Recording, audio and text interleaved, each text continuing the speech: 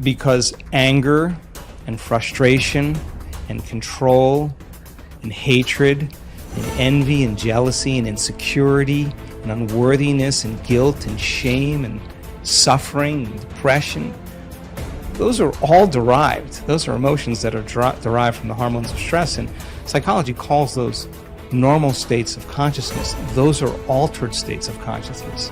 Because in stress, the physiology is that we're knocked out of homeostasis, we're knocked out of balance because we're perceiving some threat, some danger, some emergency. And so the stronger the emotion you feel to whatever stressor there is in your life, the more you pay attention to it. And so in time then, you have to keep your attention on all the important elements in your life. So you sit down to do a meditation, and when you're living in stress and you're living in survival, there's only 3 things that are important in that moment. Your attention is on your body because you got to preserve it. Your attention is on something in your environment, and what's in your environment? People, objects, things, places, and you're very preoccupied with time. And when you're in stress and you're in survival, the brain goes into a default mode, and it's naturally trying to predict the next moment based on what it's learned in the past. And so as you always try to forecast the future based on your memory of the past, you can't be in the present moment, right? So, and yet our model of change, what we discovered is that the only way a person can change is when they get beyond their body, they get beyond all the elements of their environment, and they get beyond that predictable future and familiar past, and they sink into the present moment, which is the unknown. So if you can't do that because of the hormones of stress, most people will sit down and they'll say, okay, I'm going to close my eyes, I'm going to start this process where I'm going to rehearse how I'm going to be today, and they start thinking about their cell phone. They start thinking about all their emails, and they start thinking, I can't meditate. There's something wrong with me. It's my mother's fault, And they actually believe that thought to be the truth, and then they get up and they actually reaffirm it and say, I can't meditate. Now, I can tell you that if you are willing to see that thought as just a thought in your brain, and you're curious what's on the other side of that thought, yeah, you're going to feel uncomfortable. But if you had some tools and skills to apply, and you were able to take your attention off your cell phone and settle your body back down into the present moment, that would be a victory. And then your body would say, come on, you got to feel a little frustration now. You got to be impatient. You got to be judgmental. Come on, that's what you always think. That's how you always feel. And you, like an animal, you settle the body back down into the present moment, and you tell it it's no longer the mind, that you're the mind. That's a victory. Then the body says, hey dude, you're super busy, you got a lot of things to do, you got a lot of people to see, you got a lot of places to go, you got a lot of things to do, and you've been doing the same thing every day. Your body's going to want to get up and do something. You're going to want to quit because your brain's telling you that you can't do this. If you had the awareness to settle the body back down into the present moment, you would be executing a will that's greater than the program, because most people lose their free will to those programs, and it's that tedium in the beginning that is an uncompromising will, where you keep training the animal to stay, to take all of its attention off the environment, to get beyond all the cravings, the feelings, the habits of the body, the drives of the body, and catch yourself defaulting to that predictable future, bringing your body back into the present moment, siphoning energy back, your attention into the past based on those familiar emotions of the past. We've discovered that if you're willing to do that for just a few days, you could actually liberate an enormous amount of energy from your body. You go from particle to wave, from matter to energy, and you're literally transmuting those limited emotions into elevated emotions, and something really beautiful happens if you're willing to fire the crucible and sit through that long enough. All of these emotions move, that energy moves right up into the heart, and the person starts falling in love with life. They start feeling this state of gratitude, this gratefulness to be alive, this ineffable word of relaxed and awake. And something really magical happens when we've discovered this little simple thing. When that energy makes it to the heart, there's only one place it wants to go, and it goes straight to the brain. So the person starts relaxing into their heart when they feel this feeling, and the more they relax into the heart, the more their brain all of a sudden starts becoming aroused.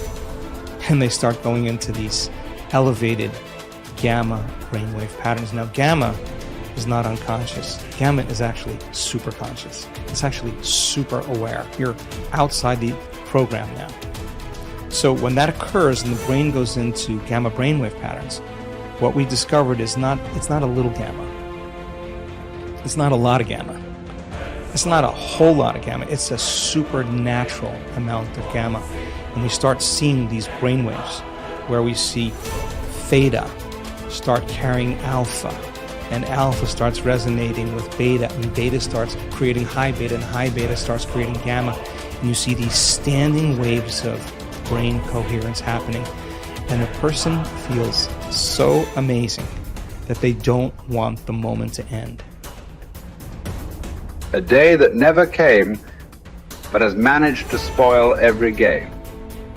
One day that takes all the blame, the basis of all fear and shame. Cripples the blossoming of the life's flame. A spoiler that makes life a dream. Traps the limitless in a limited scene. One day that takes all the blame, the basis of all fear and shame. Cripples the blossoming of life's flame, a spoiler that makes life a dream. Traps the limitless in a limited scene, a day that never comes but the world it ruled. Tomorrow never happened to anybody, but the idea of tomorrow has robbed people. A huge mass of people of their life, just the idea. Nobody ever touched a tomorrow in their life. Nobody ever experienced one. Nobody ever saw one. Just the idea completely robs people of everything that could be life. You can only behold now. You can never behold tomorrow. Not because it's out of reach, because it doesn't exist. You can only imagine tomorrow. You will never behold tomorrow. Never, ever. But still, for most human beings, it is this, an idea. An idea whose time will never come. It is that idea which drives most people's lives, unfortunately. Even if you drive your life with an idea, even if you drive your life with an idea, you must drive with an idea whose time may come sometime, but this is an idea whose time will never come. But it still drives people. It still drives most lives on the planet. That is why most lives on this planet are not lives. They're just a bunch of thoughts, emotions, ideas, prejudices. Most lives are not a reality. They're just a psychological. They're just a psychological existence. They're just a dream, because reality happens now. Reality happens here. In your mind, only a dream can happen. And life and death will happen today. Dream is about tomorrow. It's better to dream of something that will come true. Tomorrow is a dream that will never come true. So, what you refer to as spiritual process, it's about knowing life. You can know life only today. You can know life only now. This is the moment. I'm not trying to give you a teaching. When I say this is the moment, oh, he said, this is the moment. It's not about that. This moment is not an idea. It is the only reality. This moment is not a teaching. It is the only living thing. It is the only living thing in the existence is right now, nothing else. So don't try to understand it. Don't try to digest it. You just have to behold it in all its entirety. Start with the rain, good way to begin. See how to address the larger issues of my life. There are no large issues in your life. What is the large issue that you're talking about? It is just about what job to take, which girl to marry, where to go for vacation, whether to get married or not get married, you know. These are the things, isn't it? These are not large issues. These are little things in your life. Yes. Oh, is it just a small thing whom I get married to? I'm not saying it's a small thing, but as an issue, it's a small issue. Little issue as a consequence to your life. Yes, it has many things. But this is something that human beings have done for millions of years. We have enough experience on these things, isn't it? We know that whatever job we take, whoever we marry, it is just the way we make out of it. Every experience of life, you can make it an enriching experience. Every experience in your life, you can make a curse out of it. See, there is nothing wrong in your job, whatever job you're doing. There's nothing wrong getting this job. There's nothing wrong in losing this job. There is nothing wrong in getting married. There's nothing wrong in getting divorced. There is nothing wrong in not getting married. There is nothing wrong in anything. There is nothing wrong in this or that, but it is just that you make misery out of it. That's wrong. You do this, you make misery out of it. If you do that, you make misery out of it. That's what is wrong with you. So you got married. Is it wrong? That's not the point. There's nothing wrong with it. You did not get married. Is it wrong? No, there's nothing wrong with it. That's wonderful too. You got divorced. Is it wrong? No, that's also wonderful. It is just that you make misery out of everything. That's what is wrong. You just address that one issue, everything will be settled. That's what we are looking at. How not to make misery out of everything? If this one thing is settled, everything is settled, isn't it? Yes. If you know how to walk through this world joyfully, through marriage and divorce and celibacy and everything, if you know how to walk through this joyfully, what is the problem? Whatever you do is beautiful, isn't it? If you don't even know how to be happy, don't have such goals as realization. They are very far away from you. Happiness is not just a state of mind, it is just the basis of the quality of life that you live here. Is it such a small thing, happiness? Oh, it's just a state of mind, is it a small thing? So, biggest issue, isn't it? If you are capable of going through this world joyfully, then you could talk about going beyond. If you are not even capable of going through this joyfully, talking about beyond is no good. There is no way.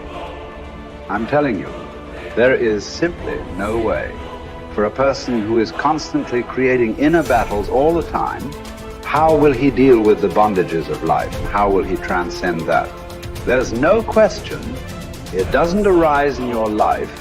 So first thing is working towards to be a blissful human being. If that happens, the rest becomes very simple. Because a blissful human being, once your happiness is not at stake, anything that's needed you will do, isn't it?